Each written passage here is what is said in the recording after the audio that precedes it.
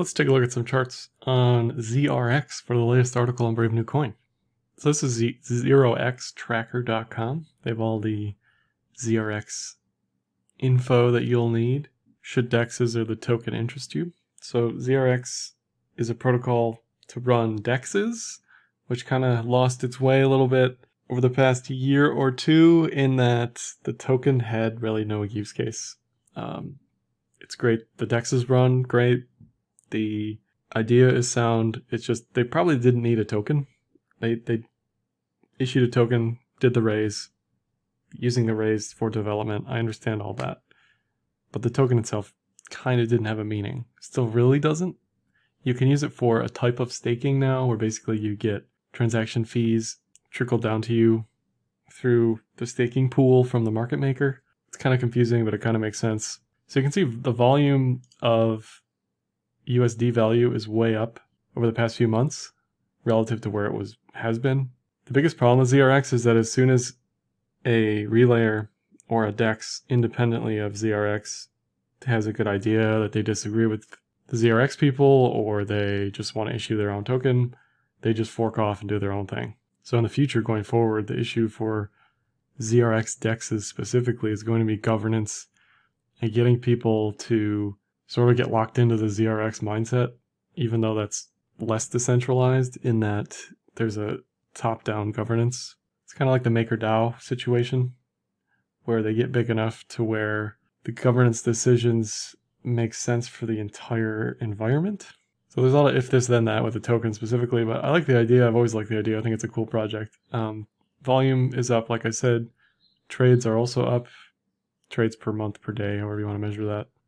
So it's all those are things you want to see, especially if you're staking your tokens using ZRX. If we look at the tokens specifically over the past month, let's say, most of it is wrapped ETH, Tether, USDC. All these are stablecoins, which is kind of what you'd expect.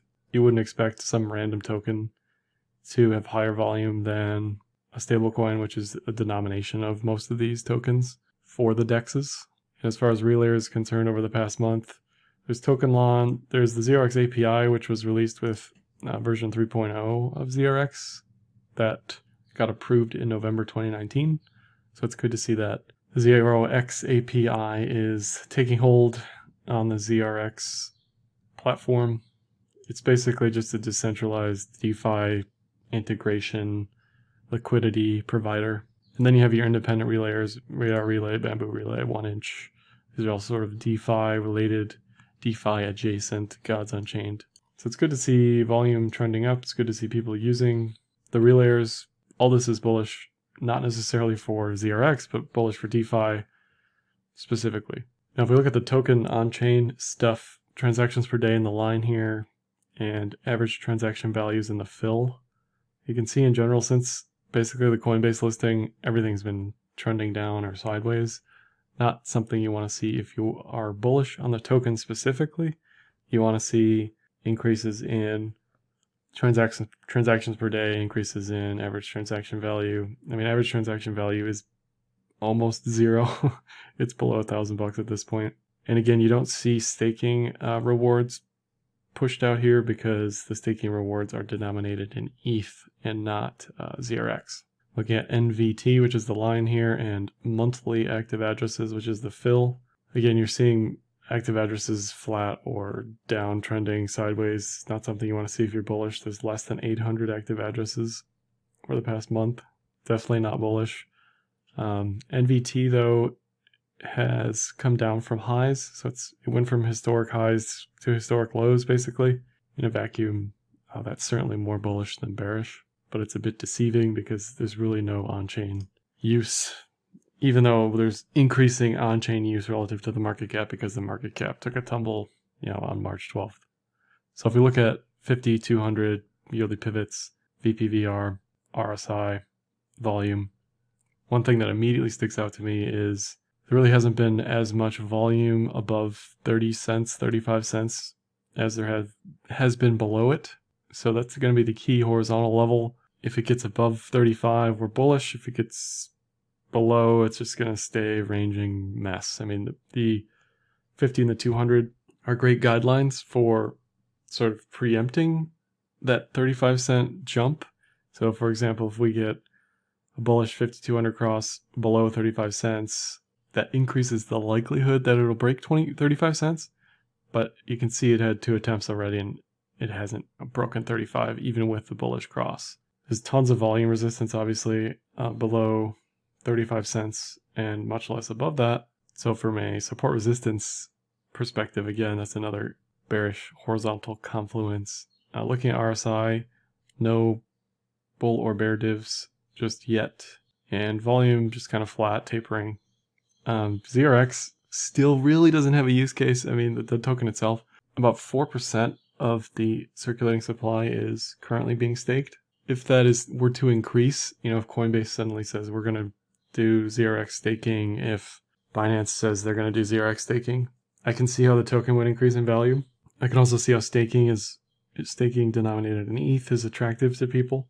I just don't see why centralized exchanges would want to stake ZRX because it promotes decentralized exchanges, if that makes sense. Specifically for Binance, they have their own DEX. Coinbase bought a ZRX relayer. I haven't heard much about it. This was a couple of years ago or a year and a half ago at this point. So I can see Coinbase enabling ZRX staking, but Binance, I don't see them doing that anytime soon. Looking at the cloud, again, it's kind of a mess. Anytime you're ranging at a level or up to a level, using that horizontal level is much more important than anything the trend metrics are going to tell you. Cloud likes 23 cents or above for bullish continuation. So another trend metric to watch with the 5200 cross would be the 23 cent breach as far as the expectation, at least to move to 35 cents. Then if we look at ZRX BTC, it's all the same stuff again, the cloud, the 200, VPVR, yearly pivots, RSI, volume. I was trying to rack my brain to figure out, is there a pattern here? Is this some sort of falling wedge? Is it an Adam and Eve? Is it descending triangle? I don't know. There wasn't really anything here other than a garbly mess. But on ZRX BTC, more so than ZRX USD, I think that the trend metrics are useful. There isn't a massive overhead volume resistance here. It's at the 200, it's at the cloud.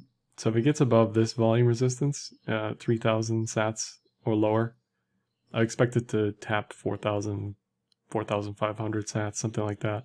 Retest this yearly high, I guess. Retest the yearly pivot, and then make a decision from there. But overall, it hasn't really been above the 200 since inception, really. RSI doesn't really show anything special. No bull or bear divs there. Volume's kind of meh. If it doesn't break the trend, the downward trend, I do expect it to revisit 1,600 sats-ish, somewhere in that support zone. But overall, based on the market conditions in crypto currently, I would lean bullish over bearish for ZRX.